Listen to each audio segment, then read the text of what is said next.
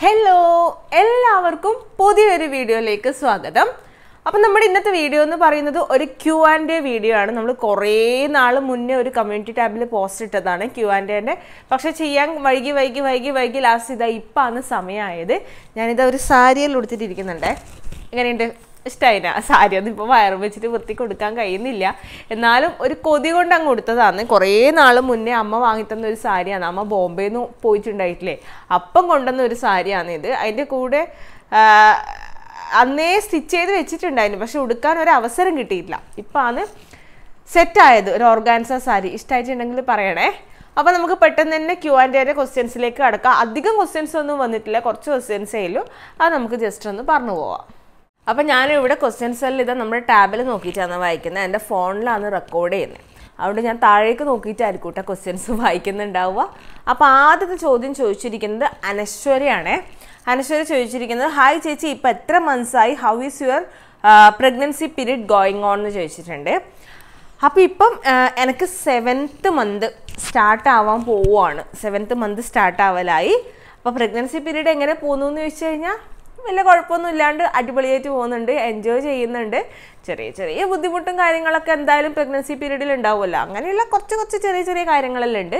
എന്നാലും എൻജോയ് ചെയ്യുന്നുണ്ട്, വലിയ കുഴപ്പമൊന്നും ഇല്ലാണ്ട് അങ്ങനെ പോകുന്നുണ്ട് കേട്ടോ. പിന്നെ എല്ലാവരും ഉണ്ടല്ലോ സപ്പോർട്ടിന്, അതുകൊണ്ട് നല്ല അടിപൊളിയായിട്ട് പോകുന്നുണ്ട്. അടുത്ത ക്വസ്റ്റ്യൻ, കുറേ പേരൊന്നും ക്വസ്റ്റ്യൻസ് ചോദിച്ചിട്ടില്ലേ, എല്ലാം അറിയുന്ന എന്നല്ലേ, എപ്പോഴും കാണുന്ന എന്നല്ലേ, അതുകൊണ്ട് പ്രത്യേകിച്ച് ഒന്നും ചോദിക്കാനില്ല എന്ന് പറഞ്ഞിട്ട് കുറേ ആൾ കമൻറ്റ് ചെയ്തിട്ടുണ്ട്. അതുകൊണ്ട് വിജയ ആൻറ്റി കമൻറ്റ് ചെയ്തിട്ടുണ്ട്, ഒന്നും ചോദിക്കാനില്ല രചന, എല്ലാവരും ഒരുപാട് ഇഷ്ടമാണെന്ന് പറഞ്ഞിട്ടുണ്ട്.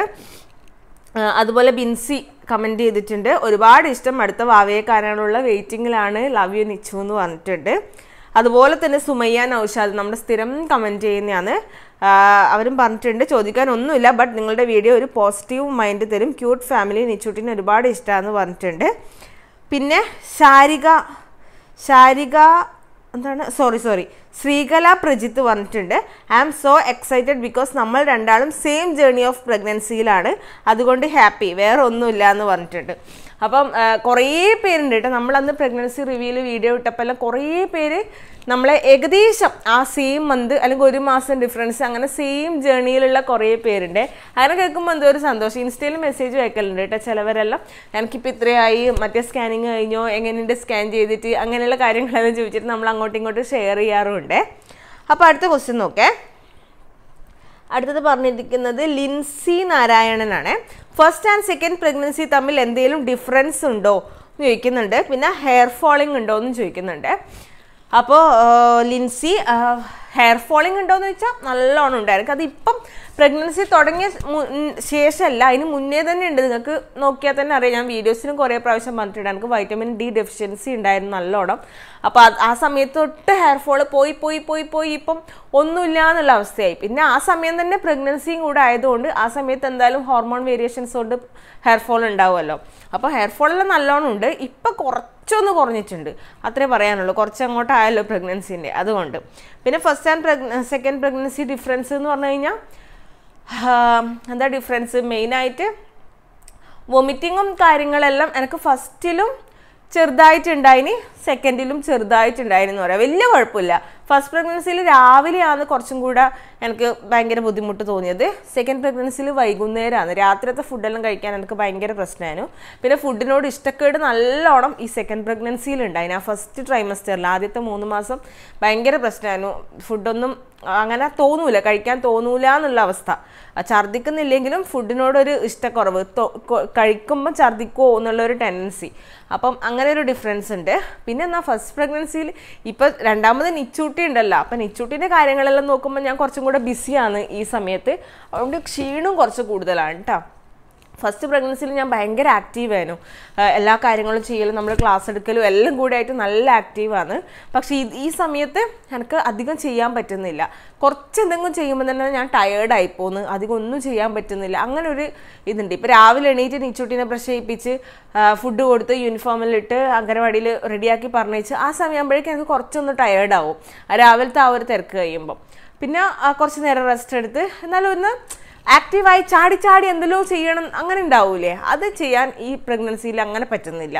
അതാണ് മെയിനായിട്ടുള്ള ഡിഫറൻസ് എന്ന് പറയുന്നത്. അപ്പോൾ അടുത്ത് നോക്കാം. അടുത്ത ക്വസ്റ്റ്യൻ ചോദിച്ചിരിക്കുന്ന ആരാന്ന്? ശ്രീകല ചോദിച്ചിട്ടുണ്ട്. ചേച്ചി, എനിക്ക് നിച്ചൂട്ടിയുടെ പ്രായത്തിൽ ഉള്ള ഒരു മോനുണ്ട്. അവന് നല്ല വാശിയൊക്കെയാണ്. എനിക്ക് അവനെ ഞാൻ ആഗ്രഹിക്കുന്ന പോലെ ആക്കിയെടുക്കാൻ പറ്റുന്നില്ല. അവൻ്റെ ഗ്രാൻഡ് പാരൻസ് ആണ് മെയിൻ ആയിട്ടുള്ള കാരണം. അത് എത്ര പറഞ്ഞാലും അവർക്ക് മനസ്സിലാകുന്നില്ല. എന്താ ചെയ്യുക? അവൻ എന്ത് ചെയ്യുമ്പോഴും പിള്ളേർ അങ്ങനെയാ പറഞ്ഞ് സപ്പോർട്ട് ചെയ്യും. എനിക്ക് അവിടെ വോയിസ് ഇല്ല. എന്തെങ്കിലും സൊല്യൂഷൻ ഉണ്ടോ എന്ന് ചോദിക്കുന്നുണ്ട്. അപ്പം അതിപ്പം കുറേ ഡോക്ടേഴ്സിൻ്റെ എല്ലാം വീഡിയോ നമ്മൾ കാണില്ലേ, ഗ്രാൻഡ് പാരൻസിൻ്റെ ഒരു ഇതുകൊണ്ട് ഇപ്പോഴത്തെ ജനറേഷനിലെ പിള്ളേർക്ക് പ്രത്യേകിച്ച്. അതെനിക്ക് തോന്നുന്നു ചിലപ്പോൾ നമ്മൾ ഗ്രാൻഡ് പാരൻസ് ആകുമ്പോൾ നമ്മൾക്കും കുറച്ചൊരു ആ ഒരു മെൻറ്റാലിറ്റി വരുമായിരിക്കും, ഒരു സിമ്പതി. അച്ഛനും അമ്മയും കൺട്രോൾ ചെയ്യുന്ന അത്ര എന്തായാലും ഗ്രാൻഡ് പാരൻസും കൺട്രോൾ ചെയ്യില്ലായിരിക്കും. അത് എൻ്റെ വീട്ടിലായാലും അങ്ങനെ തന്നെയാണ് കേട്ടോ. ഇവിടെ ഞാനും ഏട്ടനും മെയിനായിട്ട് ഇവിടെ അച്ഛനും അമ്മേനെയും വഴക്ക് പറയുന്ന കാര്യം നിച്ചൂട്ടിൻ്റെ കാര്യത്തിൽ മാത്രമാണ്. അമ്മേനോട് അച്ഛനോടും ദേഷ്യം പിടിക്കൽ. നിങ്ങൾ അങ്ങനെ ചെയ്യല്ല, അവളുടെ സ്വഭാവം ശരിയാവട്ടെ എന്ന് പറഞ്ഞിട്ട് ഇടുന്ന അടിപൊളി കൂടുതൽ ആ കാര്യത്തിൽ മാത്രമാണ്. അതുകൊണ്ട് അതെല്ലാ വീട്ടിലും അങ്ങനെ തന്നെ ആടാം. പക്ഷെ അത് നമ്മൾ സ്ട്രിക്റ്റ് ആയിട്ട് നോക്കേണ്ട കാര്യമാണ്. പണ്ടത്തെ പോലെയല്ല. ഇപ്പോഴത്തെ ജനറേഷൻ എന്ന് പറഞ്ഞാൽ ഭയങ്കര ഫാസ്റ്റാണ്. നമ്മൾ മക്കൾ സ്കൂളിൽ പോയാലെല്ലാം കൂടി ഇരിക്കേണ്ടതെല്ലാം കുറച്ചും കൂടെ ഫാസ്റ്റ് ആയിട്ടുള്ള ആ ഒരു ജനറേഷനുമായിട്ടാണ്. അപ്പോൾ നമ്മുടെ കുട്ടി മാത്രം ഭയങ്കര ഇതായിട്ട് ഒന്ന് ഒതുങ്ങി അങ്ങനെയുള്ള ഒരു കുറച്ച് പേടി അങ്ങനെ സംഭവങ്ങളിൽ ഉണ്ടായിക്കഴിഞ്ഞാൽ അത് സ്കൂളിൽ പോകുമ്പോൾ എല്ലാം അവർക്ക് ബുദ്ധിമുട്ടായിരിക്കും. അതുകൊണ്ട് അതിന് സൊല്യൂഷൻ എന്ന് പറയാനൊന്നുമില്ല. ഗ്രാൻഡ് പാരൻസിന് നമ്മൾ പറഞ്ഞാലും അവർ ഓവർ സ്നേഹം കൊണ്ടാണ് അവരങ്ങനെ ചെയ്യുന്നത്. നമുക്കും അറിയാമല്ലോ അല്ലേ. അവർക്കുള്ള അമിത വാത്സല്യം കൊണ്ടാണ് അവരങ്ങനെ ചെയ്യുന്നത്. പക്ഷെ അത് അവർക്ക് നെഗറ്റീവായിട്ട് കുഞ്ഞുമക്കൾക്ക് ബാധിക്കുന്നു എന്നുള്ളതാണ് പ്രശ്നം. അതിന് സൊല്യൂഷൻ എന്ന് പറയാനൊന്നുമില്ലടാ. പറഞ്ഞ് മനസ്സിലാക്കുക. അച്ഛനും അമ്മേനെയും ജസ്റ്റ് ഇങ്ങനെയാണ് ഇപ്പോഴത്തെ നമ്മളെല്ലാം അങ്ങനെ ചെയ്യുന്നത്. എന്നാലും ചില സമയത്ത് അച്ഛനും അമ്മമ്മയും സപ്പോർട്ട് ചെയ്യും കേട്ടോ. നീച്ചൂട്ടിൻ്റെ കാര്യത്തിലും അങ്ങനെ തന്നെയാണ്. നമ്മൾ അങ്ങനെ ചെയ്യല്ല, അങ്ങനെ നിങ്ങൾ അങ്ങനെ ചെയ്യല്ല. ഒരു വാശി പിടിക്കുമ്പോൾ മെയിനായിട്ടുള്ള കാര്യം എന്താണെന്ന് അറിയാം. ഇപ്പോൾ നമ്മൾ മക്കൾ എന്തെങ്കിലും വാശി പിടിച്ച് കരയുന്നുണ്ടെങ്കിൽ അച്ഛനും അമ്മമ്മയും നോക്കുന്ന എന്താ, ആ സമയത്തുള്ള കരച്ചിൽ എങ്ങനെയെങ്കിലും നിർത്തണം. അപ്പോൾ ഒരു മിഠായിക്ക് വേണ്ടിയിട്ടാണ് വാശി പിടിക്കുന്നതെന്ന് വിചാരിച്ചോ, ഒരു 2 മിഠായി ഓൾറെഡി തിന്നു, ഒരു മിഠായിയും കൂടെ വേണമെന്ന് വിചാരിച്ചിട്ട് വാശി പിടിക്കുന്നു. അപ്പോൾ അവരെന്ത് ചെയ്യും, ഈ സമയത്ത് വാശി നിർത്തട്ടെ എന്ന് വിചാരിച്ചിട്ട് മിഠായി കൊടുക്കാൻ വേണ്ടിയിട്ട് നമ്മളോടും പറയും, അവർ കൊടുക്കുകയും ചെയ്യും, നമ്മൾ പറഞ്ഞാൽ അനുസരിക്കില്ല.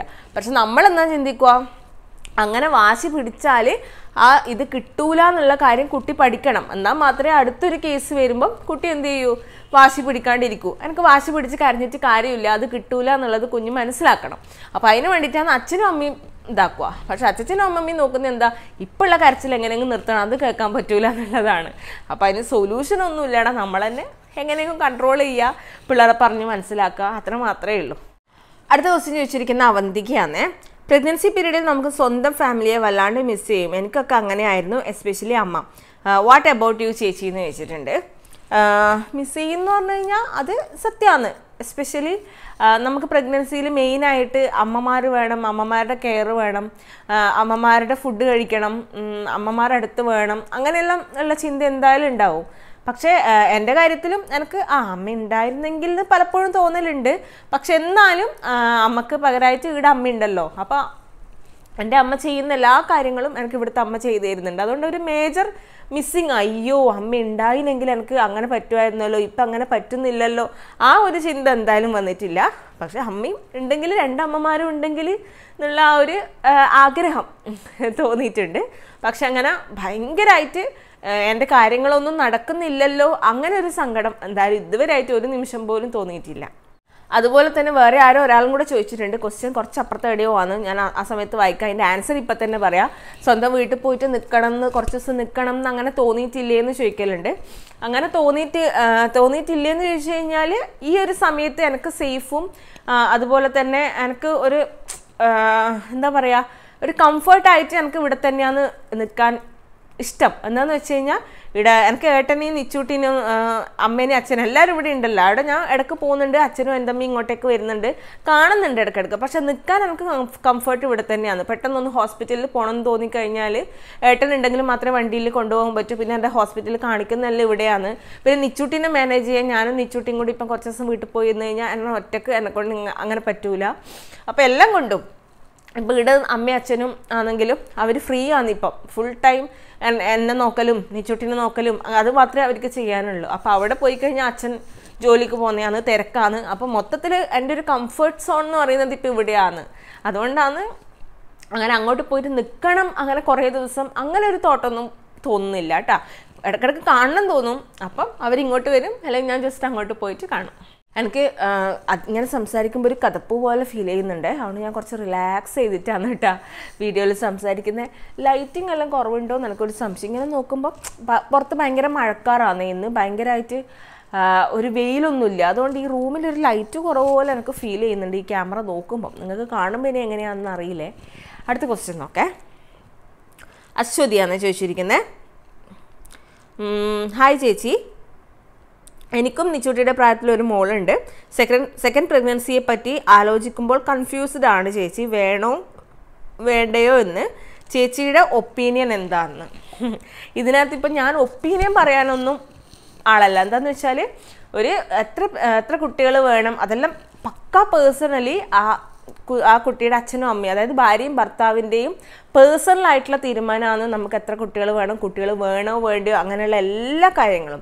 പക്ഷേ എൻ്റെ ഒരു കൺസെപ്റ്റ് വെച്ചിട്ട്, അല്ലെങ്കിൽ എൻ്റെ ഏട്ടനെ നമ്മുടെ ഒരു കൺസെപ്റ്റ് വെച്ചിട്ട് നമുക്ക് എന്തായാലും 2 കുട്ടികൾ വേണമെന്ന് നല്ല ആഗ്രഹം ഉണ്ടായിനി. എന്താണെന്ന് വെച്ചാൽ മെയിനായിട്ട് ഒറ്റ കുട്ടികളായിട്ട് വളർന്നവർക്ക് മെയിനായിട്ട് അറിയാൻ പറ്റുമായിരിക്കും, റിലേറ്റ് ചെയ്യാൻ പറ്റുമായിരിക്കും. എൻ്റെ കുറേ ഫ്രണ്ട്സുകളുണ്ട് അങ്ങനെ, അവർ പറയുന്നത് കേട്ടിട്ടുണ്ട്. കുറച്ച് ഭയങ്കര ഒരു ഒറ്റപ്പെടൽ പോലെ നമുക്ക് ഫീൽ ചെയ്യും ഒറ്റ കുട്ടിയാവുമ്പം.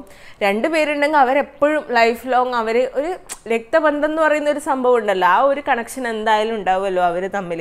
നമുക്കൊരു പ്രായമായി കഴിഞ്ഞാലും അവർ തമ്മിലുള്ള കണക്ഷൻ എന്ന് പറയുന്നത് അത് എപ്പോഴും അങ്ങനെ തന്നെ ഉണ്ടാവും. അതുകൊണ്ട് മെയിനായിട്ട് ഒരു കൂട്ട് വേണം നിച്ചൂട്ടിക്ക് എന്നുള്ളൊരു ആഗ്രഹം നമുക്ക് രണ്ടാൾക്കും ഉണ്ടായിരുന്നു കേട്ടോ.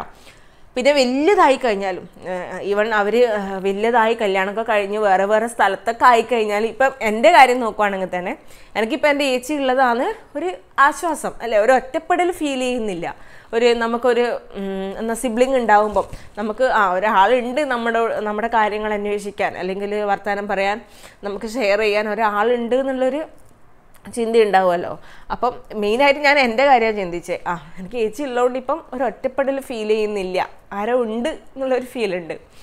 അപ്പോൾ അതുകൊണ്ട് ആ ഒരു കൺസെപ്റ്റും കൂടെ വെച്ചിട്ടാണ് നമുക്ക് എന്തായാലും 2 കുട്ടികൾ വേണമെന്ന് നമ്മൾ തീരുമാനിച്ചേ.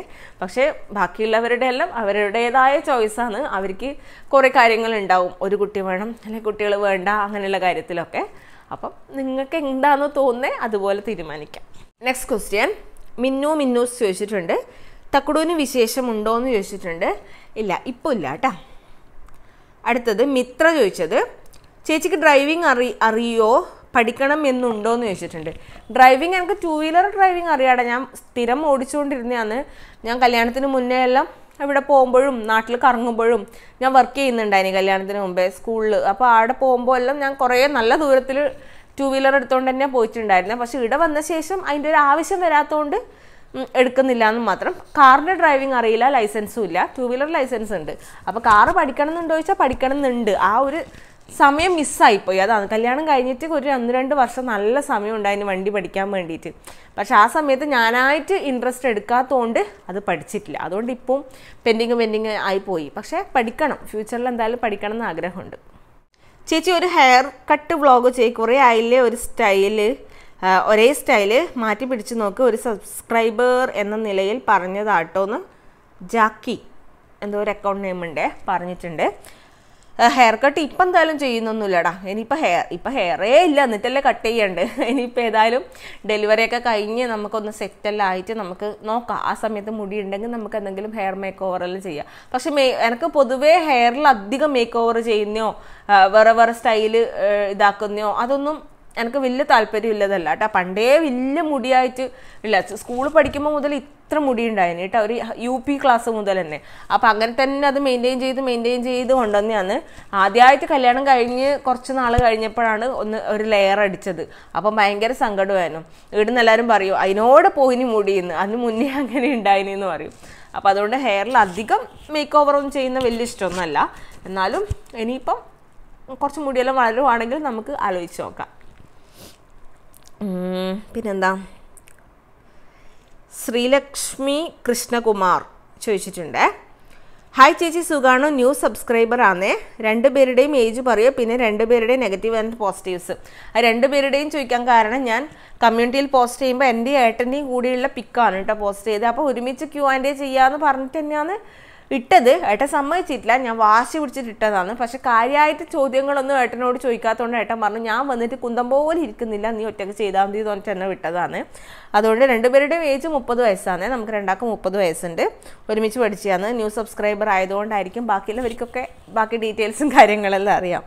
പിന്നെ രണ്ടുപേരുടെയും നെഗറ്റീവ്സ് ആൻഡ് പോസിറ്റീവ്സ് അതിപ്പോൾ രണ്ടുപേർക്കും പറയാൻ പറ്റില്ല. എന്നെ പറ്റി പറയണമെങ്കിൽ ഏട്ടനും കൂടെ വേണമല്ലോ.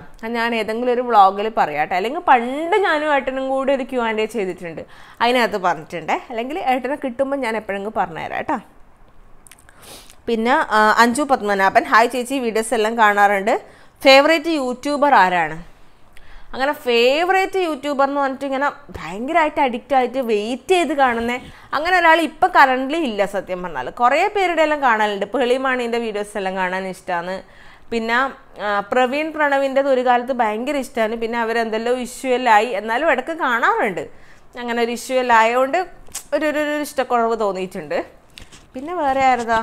പിന്നെ റാൻഡംലി ഇങ്ങനെ കാണുന്ന കുറച്ച് ഫേമസ് ആയിട്ടുള്ള കുറേ ആൾക്കാരുണ്ടല്ലോ എല്ലാവരും കാണുന്നേ, അവരതെല്ലാം കാണുമ്പം ജസ്റ്റ് ഇങ്ങനെ എല്ലാവരുടെയും കാണാറുണ്ട്. അങ്ങനെ ഫേവറേറ്റ് ആയിട്ട് ഭയങ്കര ഫാനായിട്ടുള്ളത് എന്ന് പറയാൻ അങ്ങനെ ഇപ്പം പറയാൻ ആരുമില്ല.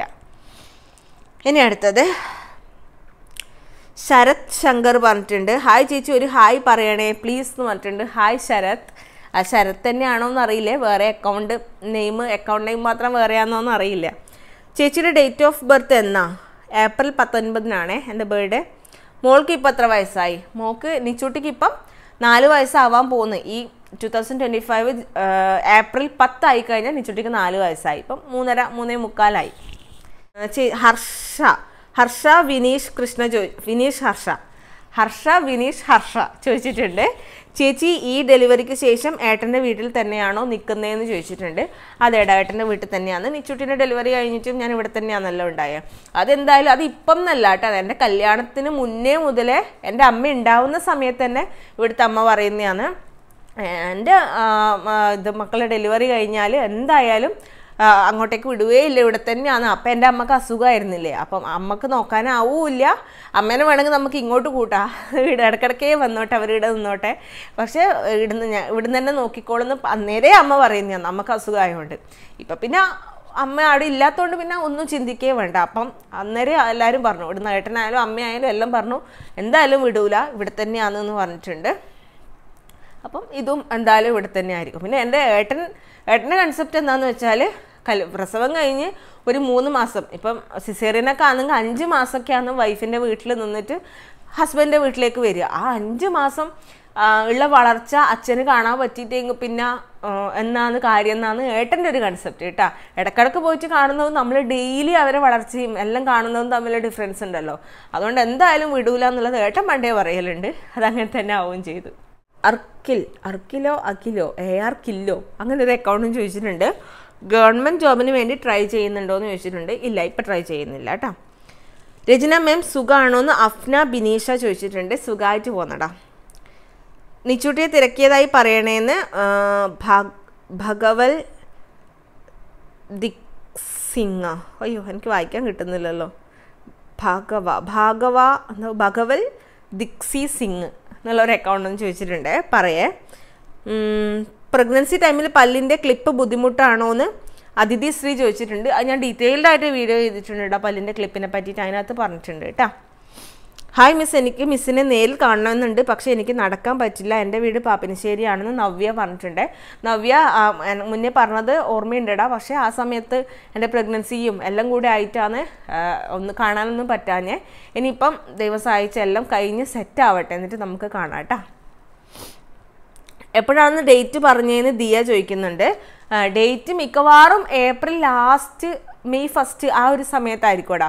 മെയ് 1 ഇപ്പം ലാസ്റ്റ് സ്കാനിങ്ങിലുള്ളത്. അപ്പോൾ കുറച്ച് ബാക്കോട്ടേക്ക് വരുമല്ലോ. ഏപ്രിൽ ലാസ്റ്റ് ആ ഒരു സമയത്ത് നമുക്ക് എക്സ്പെക്റ്റ് ചെയ്യാം. അടുത്തത് വിനീത സബിൻ പറഞ്ഞിട്ടുണ്ട്, എനിക്ക് നിങ്ങളെ ഒരുപാട് ഇഷ്ടമാണ്. ഞാൻ എപ്പം പറശ്ശിനി പോയാലും അതിൻ്റെ പിറ്റേന്ന് നിങ്ങളും പോവും. അപ്പോൾ ഞാൻ വിചാരിക്കും ഇന്നലെയാണേൽ എനിക്ക് നിങ്ങളെ കാണാമല്ലോ എന്ന്. ഇനി അടുത്ത പ്രാവശ്യം പറശ്ശിനി പോകുമ്പോൾ നമുക്ക് എന്തായാലും കാണാൻ പറ്റട്ടെ കേട്ടാ. ഹർഷ ഷാജു ചോദിച്ചിട്ടുണ്ട്, ഫസ്റ്റ് ഡെലിവറിക്ക് CS ശേഷം ഉണ്ടായ ബുദ്ധിമുട്ട് വേദന എത്ര ദിവസം ഉണ്ടായെന്ന് പറയാമോ എന്ന് ഹർഷ ചോദിച്ചിട്ടുണ്ട്. ഫസ്റ്റ് ഡെലിവറിക്ക് ശേഷം നല്ല ബുദ്ധിമുട്ട് ആ ഒരു 5 ദിവസം, നമ്മൾ 5 ദിവസം എടുക്കുമല്ലോ CS കഴിഞ്ഞാൽ ഹോസ്പിറ്റലിൽ നിന്ന് ഡിസ്ചാർജ് ആവാൻ. ആ ഒരു സമയം കൊണ്ട് തന്നെ മെയിനായിട്ട് പോയിന് കേട്ടോ. 5 ദിവസം നമ്മൾ സിസേറിയൻ ആണെങ്കിൽ ഡോക്ടർ നമ്മളെ റൂമിലേക്ക് ഷിഫ്റ്റ് ചെയ്ത് കഴിഞ്ഞാൽ ഡോക്ടർ നടക്കണം എന്ന് പറയും. അതുണ്ടല്ലോ, നമ്മൾ നല്ല വേദനയായിരിക്കും, പക്ഷെ നല്ല വേദന വിചാരിച്ചിട്ട് നടക്കാതിരിക്കാൻ പാടില്ല. എത്ര കടിച്ചു പിടിച്ചിട്ടായാലും നമ്മൾ എത്രത്തോളം നടക്കുന്നോ അത്രത്തോളം സ്പീഡായിട്ട് നമുക്ക് റിക്കവർ ആവും എന്നുള്ളതാണ്. അത് കഴിഞ്ഞ ആ സമയത്ത് പഠിച്ച ഒരു പാടാണ് കേട്ടോ. പിന്നെ എൻ്റെ ചേച്ചിക്ക് മാളുവിൻ്റെ ഡെലിവറി CS ആയിരുന്നു. അപ്പോൾ ചേച്ചിയും പറയും അങ്ങനെ ചെയ്യണം എന്ന്. അപ്പോൾ അത് കേട്ടിട്ട് ആ സമയം അങ്ങനെ ചെയ്തതുകൊണ്ട് എനിക്കൊരു 3 ദിവസം കൊണ്ട് തന്നെ ഒറ്റക്കെണീച്ച് എല്ലാ കാര്യങ്ങളും ചെയ്യുന്ന, നടക്കലും പിടിക്കലെല്ലാം ഒറ്റയ്ക്ക് ചെയ്യുന്ന രീതിക്ക് ആക്കാൻ പറ്റിനി. ഏട്ടൻ കൈ പിടിച്ചിട്ട് റൂമിലേക്കൂടെ അങ്ങോട്ടും ഇങ്ങോട്ടും കുറേ നടത്തിച്ചിന്. അപ്പോൾ ഹോസ്പിറ്റലിൽ നിന്ന് 5 ദിവസം ഡിസ്ചാർജായി വരുമ്പോഴേക്ക് തന്നെ ഏകദേശം ആ വലിയ വേദനയും ബുദ്ധിമുട്ടുകളൊക്കെ മാറിയിന് കേട്ടോ. 5 ദിവസം മാത്രമേ ഉണ്ടായിട്ടുള്ളൂ. അടുത്തത് രേവതി നാരായണ എന്നുള്ള ഒരു അക്കൗണ്ടിൽ നിന്ന് ചോദിച്ചിട്ടുണ്ട്. പ്രഗ്നൻസി പ്ലാനിങ് ചെയ്തിട്ട് ഫസ്റ്റ് മന്ത് തന്നെ പോസിറ്റീവ് ആയോ ചേച്ചി?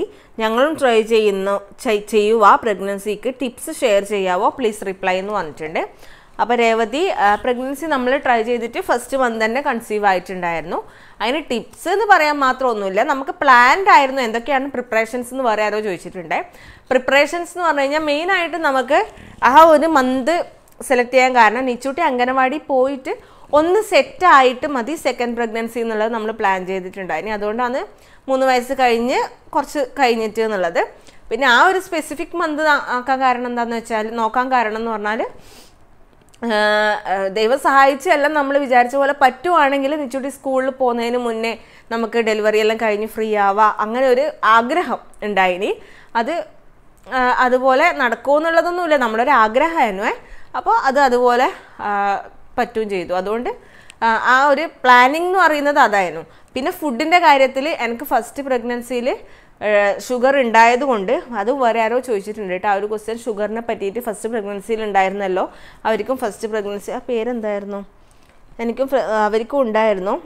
അമ്മൂസ് എന്നുള്ള അക്കൗണ്ടിൽ നിന്ന് ഫസ്റ്റ് പ്രഗ്നൻസിയിൽ അവർക്കും ഷുഗർ ഉണ്ടായിരുന്നു. അപ്പോൾ സെക്കൻഡ് പ്രഗ്നൻസിയിൽ ഉണ്ടോ, പേടിയാവുന്ന എന്താ ചെയ്തിരുന്നതെന്നെല്ലാം ചോദിച്ചിട്ടുണ്ട്. അപ്പോൾ അതായിരുന്നു ആ പ്ലാനിങ് എന്ന് പറയുന്നത്, മെയിനായിട്ട് അതായിരുന്നു.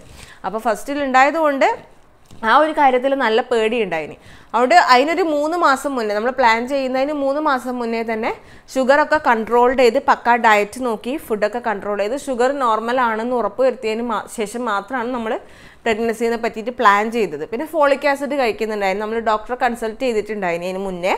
എന്നിട്ട് ഷുഗറിൻ്റെ കാര്യമെല്ലാം ഡിസ്കസ് ചെയ്തു. അപ്പോൾ ഡോക്ടർ കുഴപ്പമില്ല, അതൊന്നും ഇപ്പോൾ കുഴപ്പമില്ല, ഓക്കെ ആണെന്ന് പറഞ്ഞു. പിന്നെ ഫോളിക് ആസിഡ് ടാബ്ലറ്റും തന്നു. 1 മാസം മുന്നേ ഫോളിക് ആസിഡ് കഴിക്കുന്നുണ്ടായിന്. അപ്പം അതൊക്കെ ആയിരുന്നു മെയിനായിട്ടുള്ള പ്ലാനിങ്.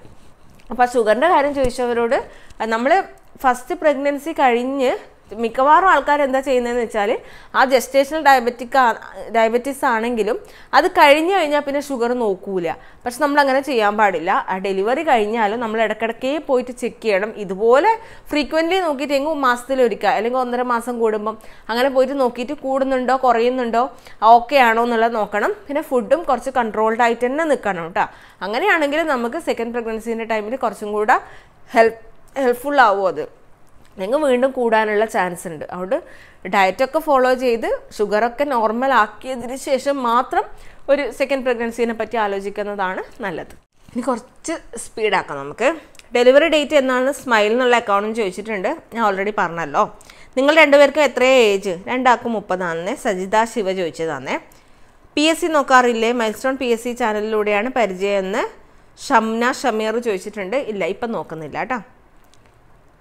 ചേച്ചി, ഞാൻ കുഞ്ഞിമംഗലം ആണ്. ഞാനിപ്പോൾ വീഡിയോ കാണാറുണ്ട്. ഒരു ഹായ് പറയോ? എൻ്റെ പേര് ലയ. ഓക്കെ, ഹായ് ലയ. പൊന്നൂട്ട, ഒന്നും ചോദിക്കാനുള്ള ഒരുപാട് ഇഷ്ടമാണെന്ന് സജിത ചേച്ചി പറഞ്ഞിട്ടുണ്ടേ. ഹസ്ബൻഡിന് എന്താണ് ജോബ് എന്ന് ശില്പ ചോദിച്ചിട്ടുണ്ട്. ട്രേഡിംഗ് ആണ് കേട്ടോ. PSC എക്സാമിനെ പറ്റിയിട്ട് തന്നെ നിഹാര P ചോദിച്ചിട്ടുണ്ട്. ഓൾറെഡി പറഞ്ഞല്ലോ. നിങ്ങൾ ഇപ്പോഴും കോളേജിലെ പഴയ അർജുനും രചനയുമാണോ ഒന്ന് രമ്യ മണികണ്ഠൻ ചോദിച്ചിട്ടുണ്ട്. ഇതാരാപ്പാ? നമ്മുടെ കോളേജിൽ പഠിച്ച ആരെങ്കിലും ആണോ എന്തോ. നമുക്ക് കുറച്ച് പ്രായം കൂടി നിന്നേ ഉള്ളൂ. നമുക്ക് മെൻ്റൽ ഇതും നമ്മുടെ ഒരു ഇതൊക്കെ വെച്ച് നോക്കുമ്പോൾ നമ്മളിപ്പോഴും ആ കോളേജിലുള്ള ഫ്രണ്ട്സായിട്ടുള്ളത് എങ്ങനെയാണോ അതുപോലെ തന്നെയാണ് ടൈപ്പും. വീട്ടിൽ നിന്നായാലും അങ്ങനെ തന്നെയാണ്. പ്രായം കുറച്ച് കൂടിയിട്ടുണ്ട്, കൂട്ടത്തിൽ നിച്ചൂട്ടി വന്നിട്ടുണ്ട്, സെക്കൻഡ് പ്രഗ്നൻ്റ് ആണ്, അങ്ങനെയുള്ള ചേഞ്ചസ് മാത്രമേ ഉള്ളൂ. പക്ഷെ നമ്മുടെ മാനസികമായിട്ട് നമ്മളിപ്പോഴും ആ സമയത്തുള്ള ആ ഒരു കൺസെപ്റ്റിൽ തന്നെയാണ് ഉള്ളത്. രചന ചേച്ചിയുടെ വീടിൻ്റെ അടുത്താണ് എൻ്റെ വീട്, പിലിക്കോട് കണ്ടിലോട്ട് എന്ന് പറഞ്ഞിട്ടുണ്ട്. നൗഷാദ് എന്തോ ഒരു അക്കൗണ്ട് നെയിം വന്നേ, അതെ അല്ലേ. ഹായ് തരുമോ ചേച്ചി വീഡിയോയിൽ നിന്ന് രഞ്ജു പറയുന്നുണ്ട്. ഹായ് രഞ്ജിത. ഹായ് ഡാ, ഫാമിലിയായി പോകാൻ ആഗ്രഹിക്കുന്ന ഒരു പ്ലേസ് പറയാമോ എന്ന് മുന്നു രമേശ് ചോദിച്ചിട്ടുണ്ട്. ഫാമിലിയായിട്ട് എനിക്ക് പോകാൻ ആഗ്രഹമുള്ള പ്ലേസ് എന്ന് പറയുന്നത് താജ്മഹൽ കാണാനാണ് കേട്ടോ. താജ്മഹൽ കാണാൻ പോകണം എന്ന് ആഗ്രഹമുണ്ട്. ഇനിയിപ്പോൾ എന്തായാലും ഇപ്പം ഒന്നും പറ്റൂല, കുറച്ചും കൂടെ കഴിയട്ടെ, എന്നിട്ട് നമുക്ക് ഫാമിലി ആയിട്ട് പോവാം. ഒരുപാട് ഇഷ്ടം മാത്രം. ഒരു ചോദ്യം, രചനക്ക് ഒറ്റയ്ക്ക് ഒരു പ്ലേസിൽ ഇപ്പോൾ പോകേണ്ടി വന്നു, എന്ത് ചെയ്യും? രചന മാത്രം പോകണം, പോയേ പറ്റൂ, എന്ത് ചെയ്യുന്നു? പ്രദക്ഷിണ പ്രശാന്ത് ചോദിച്ചിട്ടുണ്ട്. അയ്യോ ഭയങ്കര ക്വസ്റ്റ്യനായി പോയല്ല. പോയേ പറ്റൂ. അങ്ങനെ ഒരു കണ്ടീഷൻ വന്നു കഴിഞ്ഞാൽ പോവും, പ്രശ്നമൊന്നുമില്ല. എനിക്ക് അങ്ങനെ ഭയങ്കര ഇതൊന്നുമില്ല. പണ്ടാണെങ്കിൽ കണ്ണും പൂട്ടിയിട്ട് പറയുമായിരുന്നു എന്തായാലും പോവും, പ്രശ്നമൊന്നുമില്ല എന്ന്. പക്ഷെ ഇപ്പം എസ്പെഷ്യലി കല്യാണം കഴിഞ്ഞതിന് ശേഷം ഞാൻ ഭയങ്കരമായിട്ട് ഏട്ടനെ ഡിപ്പെൻഡൻ്റ് ആണ്. എന്താണെന്ന് വെച്ചാൽ എവിടെയും ഒറ്റയ്ക്ക് പോകേണ്ട സിറ്റുവേഷൻസ് വരുന്നില്ല. എവിടെയെന്ന് പറഞ്ഞാൽ ഇവിടെ നിന്ന് പഞ്ചായത്തേക്ക് തന്നെ ഇതുവരെയായിട്ട് ഒറ്റയ്ക്ക് പോകേണ്ടി വന്നിട്ടില്ല. ഒന്നുകിൽ അമ്മയുണ്ടാവും, അല്ലെങ്കിൽ അച്ഛനുണ്ടാവും, അല്ലെങ്കിൽ ഏട്ടനുണ്ടാവും. കൂട്ടത്തിലേ പോയിട്ടുള്ളൂ, ഒറ്റയ്ക്ക് എവിടെയും പോകേണ്ട ആവശ്യം വന്നിട്ടില്ല. അതുകൊണ്ട് ഇപ്പം കുറച്ചൊന്നൊന്ന് ബാക്കോട്ടേക്കാണ്, ഒന്നും പോകുന്നില്ല. പക്ഷെ പോകേണ്ടി വന്നാൽ പോകുന്നതിന് വലിയ ധൈര്യക്കുറവൊന്നുമില്ല, പോവും, കുഴപ്പമൊന്നുമില്ല. പക്ഷെ ഇവർക്കെല്ലാം വിടാൻ പേടിയായിരിക്കും, എവിടെ ഇതുവരെ പോകുന്നു ഒറ്റയ്ക്ക് കാണാത്തതുകൊണ്ട്. അത്രയേ ഉള്ളൂ. എനിക്ക് വലിയ കുഴപ്പമൊന്നുമില്ല, പോകേണ്ടി വന്നാൽ പോവും. രചന നിച്ചുവിനെ കുസൃതി കാണിച്ചാൽ പേടിപ്പിക്കാറുണ്ടോ, തല്ലാറുണ്ടോ എന്ന് അഞ്ജു പി ചോദിച്ചിട്ടുണ്ട്. പിന്നെ പേടിപ്പിക്കാണ്ട്, അമ്മമാരായ എന്തായാലും പേടിപ്പിക്കുമല്ലോടാ കുസൃതി കാണിച്ചാൽ. അടിക്കൽ കുറവാണ്, അടിക്കലില്ല, തീരെ ഇതുവരെ അടിച്ചിട്ടില്ല എന്നല്ല. സിറ്റുവേഷൻ വന്നാൽ ചെറിയ അടിയെല്ലാം കൊടുത്തിട്ടുണ്ട്. പക്ഷെ പേടിപ്പിക്കലുണ്ട്, നല്ലോണം പേടിപ്പിക്കലുണ്ട്. എന്നാലും മാത്രമല്ല, അവർക്ക് ഒരു കാര്യം ചെയ്യുമ്പം നമ്മൾ അത് ഫസ്റ്റ് പറയും, ആദ്യം തന്നെ പേടിപ്പിക്കലല്ല കേട്ടാ. കുറേ പ്രാവശ്യം പറഞ്ഞിട്ട് അനുസരിക്കാനില്ല എന്നുണ്ടെങ്കിൽ മാത്രം ദേഷ്യപ്പെടാറുണ്ട്. എന്നാലും മാത്രമല്ല, അവർക്ക് അത് ചെയ്തുകൂടാത്തൊരു കാര്യമാണെന്ന് മനസ്സിലാവും. അത് ചോദിക്കാനില്ലല്ലോ. ഒരിക്കലും ദേഷ്യപ്പെടാണ്ട് ഇങ്ങനെ പോകുന്ന ഒരമ്മ ഉണ്ടാവും എന്ന് എനിക്ക് തോന്നുന്നില്ല. എന്നാലല്ലേ കുഞ്ഞുമക്കളാകുമ്പോൾ എന്തായാലും കുറച്ച് കുസൃതികളെല്ലാം ഉണ്ടാവുമല്ലോ, പ്രത്യേകിച്ച് ഈ ജനറേഷനിലുള്ള മക്കൾ. അപ്പോൾ പിന്നെ എന്തായാലും പേടിപ്പിക്കേണ്ടിയെല്ലാം വരുമല്ല. പിന്നെ നിച്ചൂട്ടിക്ക് അധികം കുരുത്തക്കേടൊന്നുമില്ല കേട്ടോ. അങ്ങനെ ഭയങ്കര കുരുത്തക്കേട്, വാശി അങ്ങനെ അധികം ഒന്നുമില്ല. കുറച്ച് എല്ലാ മക്കൾക്കും ഉണ്ടാവുന്ന പോലെ ഉള്ളൂ. അതിന് വേണ്ടിയിട്ട് പേടിപ്പിക്കലുണ്ട്. അപ്പോൾ അടുത്ത ക്വസ്റ്റ്യൻ ചോദിച്ചിരിക്കുന്നത് അരുൺ ശ്രീ എന്നുള്ള അക്കൗണ്ടിൽ നിന്നാണ്.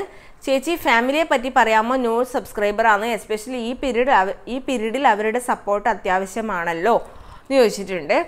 അപ്പോൾ ഫാമിലിനെ പറ്റിയിട്ട് നിങ്ങൾക്ക് വീഡിയോ കാണുമ്പോൾ തന്നെ അറിയാം, അവരുടെ സപ്പോർട്ട് കൊണ്ട് മാത്രമാണ് എനിക്ക് ഇത്രയും ആക്റ്റീവായിട്ട് അല്ലെങ്കിൽ ഹാപ്പി ആയിട്ട് നിൽക്കാൻ പറ്റുന്നത്. എസ്പെഷ്യലി ഇപ്പോൾ ഇവിടെ ഞാൻ കുറേ എസ്പെഷ്യലി പറഞ്ഞല്ലേ, ഇവിടെ ഇപ്പം ഞാനിപ്പോൾ ഇവിടെയാണല്ലോ നിൽക്കുന്നത്. അപ്പോൾ അച്ഛനായാലും അമ്മയായാലും ഏട്ടനായാലും നിച്ചൂട്ടി ആയാലും അവരെല്ലാവരും അവരുടേതായ രീതിയിൽ സപ്പോർട്ട് ചെയ്യുന്നുണ്ട് എല്ലാ കാര്യത്തിനും. ഇന്ന കാര്യത്തിനെന്നില്ല, എൻ്റെ ഏതൊരു കാര്യത്തിന് വേണ്ടിയിട്ടും എൻ്റെ സപ്പോർട്ട് സിസ്റ്റം എന്ന് പറയുന്നത് ഇവർ തന്നെയാണ്. അപ്പം അവരുള്ള സപ്പോർട്ട് ഉള്ളതുകൊണ്ടാണ് എനിക്കെല്ലാം സ്മൂത്തായിട്ട് ചെയ്യാൻ പറ്റുന്നതും ഹാപ്പി ആയിട്ട് നിൽക്കാൻ പറ്റുന്നതും എല്ലാം. അത് പറഞ്ഞറിയിക്കാൻ പറ്റാത്തതാണ് ശരിക്കും പറഞ്ഞു കഴിഞ്ഞാൽ. അപ്പോൾ അതുകൊണ്ട് പ്രത്യേകിച്ചൊന്നും പറയാനില്ല. അവരാണ് എൻ്റെ ബാക്ക് ബോൺ. അവരില്ലാണ്ട് എനിക്കൊന്നും ചെയ്യാൻ പറ്റില്ല. എല്ലാവരും, അത് ഒരാളെന്നല്ല. നോർമലി നമ്മൾ പറയും ഹസ്ബൻഡ് എന്ന്. ഹസ്ബൻഡ് മാത്രമല്ല, അച്ഛനായാലും അമ്മയായാലും എല്ലാവരും അവരുടേതായ രീതിയിൽ എല്ലാ സപ്പോർട്ടും തരുന്നുണ്ട്. അപ്പോൾ ഇത്രയൊക്കെ ക്വസ്റ്റ്യൻസാണ് നമുക്ക് Q&Aയിൽ ചോദിച്ചിട്ടുള്ളത്. മെയിനായിട്ട് എല്ലാം ചോദിച്ചതിനെല്ലാം ആൻസർ പറഞ്ഞോ എന്ന് വിചാരിക്കുന്നത്, എല്ലാം സ്കിപ്പ് ചെയ്യാണ്ട് പറഞ്ഞിട്ടുണ്ട്. അപ്പോൾ ഒരു കുഞ്ഞ് Q&A വീഡിയോ ആയാലും എനിക്ക് അധികം ഇരുന്നിട്ട് സംസാരിക്കാനും പറ്റുന്നില്ല, ബള. അതുകൊണ്ട് ഞാൻ പെട്ടെന്ന് കുറച്ച് സ്റ്റോപ്പ് ചെയ്തിട്ടുമുണ്ട്. അപ്പോൾ ഇത്രയേ ഉള്ളൂ ഇന്നത്തെ വീഡിയോ. അപ്പോൾ അടുത്ത ദിവസം നമുക്ക് നല്ലൊരു വീഡിയോ ആയിട്ട് വീണ്ടും കാണാം. അതുവരെ ടാറ്റ.